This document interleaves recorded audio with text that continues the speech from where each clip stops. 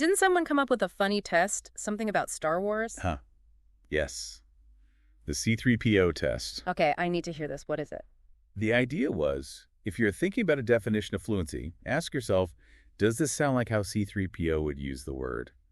Him being fluent in over 6 million forms of communication. Oh, that's brilliant. If it aligns with that kind of, generally understood high level of communicative ability across lots of situations, then it's probably in the right ballpark for what most people mean by fluent. That's actually a really clever and funny benchmark. Captures that idea of broad competence. What else came up in those Reddit talks?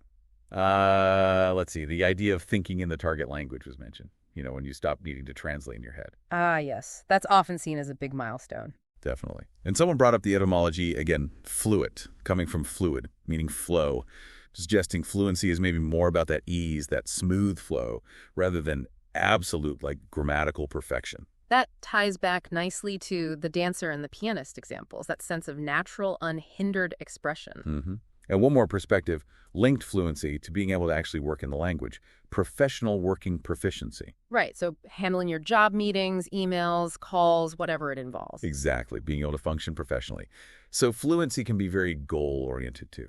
Makes sense. Okay, so that's the learner's perspective. What about language teaching experts? We looked at Bridge TEFL. Yeah, their take is interesting. They talk about the balance between fluency and accuracy. Okay, how do they define those? Fluency is basically speaking or writing easily, at a decent speed, and even if you make errors, people still understand you. Communication doesn't break down. Right, the message gets across. And accuracy is, getting the grammar, vocab, pronunciation correct. The technical correctness. Exactly. And ideally, both should develop together. But they note that a lot of modern teaching, especially communication-based methods, often prioritizes getting fluency going first. Get people talking and comfortable first, then polish the accuracy later. Kind of, yeah. The idea isn't to ignore accuracy, but to not let the fear of making mistakes paralyze the learner early on. You want them to communicate. That must take some pressure off learners. And they also make the point, fluency doesn't mean perfection, not even for native speakers. True. We all make slips or grammatical errors sometimes. Right. So in a classroom focused on fluency, the teacher might let some errors slide if the meaning is clear, just to encourage that flow of expression. Don't interrupt constantly for corrections. Focus on the communication success. What about Rosetta Stone? Their enterprise blog had a take too, right? Yeah, they really echo that idea that fluency isn't this absolute fixed state. It's conditional. It depends on the context, the topic, the specific vocabulary needed. So again, not just on or off. Right. And they emphasize that you can actually develop usable language skills relatively quickly if you focus your effort, especially for, say, professional needs, if you get access to the right specialized stuff. So targeted learning can make you feel fluent in specific areas faster? Seems to be the idea. Mm-hmm. And they also stress building confidence, that communicative confidence is maybe the crucial first step, even before you feel totally fluent. Just being willing to try, to put yourself out there. Yes, exactly. Making mistakes is normal. It's part of it. Okay. And did they talk about immersion? Living abroad is the dream for many learners. They acknowledge that, living there is obviously great for immersion. But they also gave practical tips for people who can't do that. Like what? Things like finding language exchange groups online or locally, joining forums, changing your phone or computer language settings. So yeah, the device settings trick. And just actively consuming media, watch movies, listen to music, read news in the target language. Basically create your own immersion bubble at home. Smart. Making it part of your daily life. Mm-hmm. And one last point they made, which I think is important. Yeah.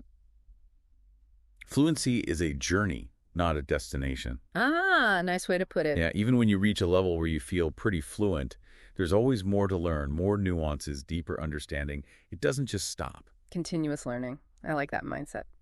Okay, so shifting gears a bit, how does something more formal, like the U.S. State Department, classify language ability? They have a scale, yeah. It goes from level 0, no practical proficiency, up to level 5, native or bilingual proficiency. And where does fluency fit in their system?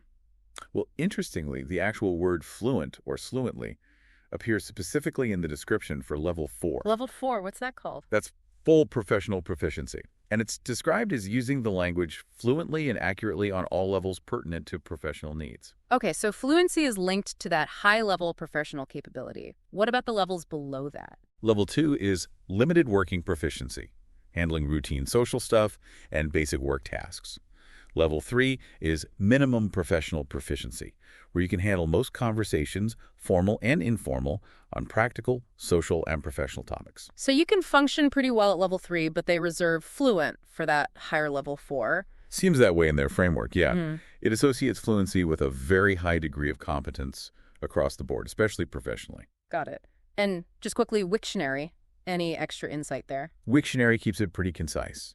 Defines fluency as the quality of smoothness of flow. There's that flow idea again. Yep. And then specifically for linguistics, just being fluent in a language. Pretty straightforward. All right. It also lists translations, and many carry that sense of ease or flow. Okay.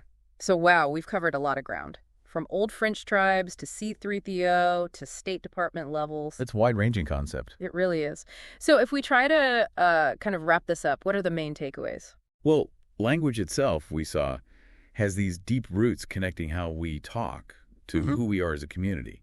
It's not just words. It's identity, history. Right. From the very beginning. And then fluency. It's just way more complex than that simple dictionary definition of easily and accurately. Yeah, that feels like just the starting point. It's clearly a spectrum, not a switch. Highly dependent on the context, who you're talking to, what you're talking about, and what your personal goals even are with the language. Totally. Fluent for work might look very different from fluent for traveling or making friends. Exactly. And while getting things right, accuracy is important. That core feeling seems to be about effective communication, being understood, expressing yourself, and having that sense of, well, flow, ease. That flow idea just keeps coming back, doesn't it? It really does seem central to how most people understand it, even intuitively. Less about reaching some impossible standard of perfection, more about being able to connect and function effectively. This has been super interesting, really unpacking these fundamental words. And it kind of leaves me thinking, maybe leaves you, our listener, thinking too.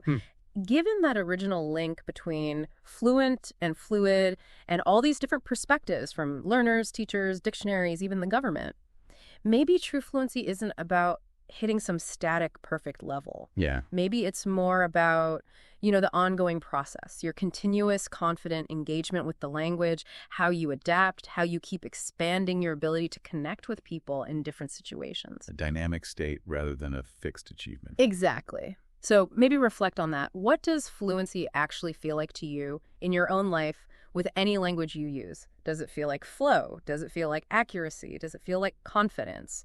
And how might thinking about these different definitions maybe change how you approach your own language learning from here on out? Good questions to ponder.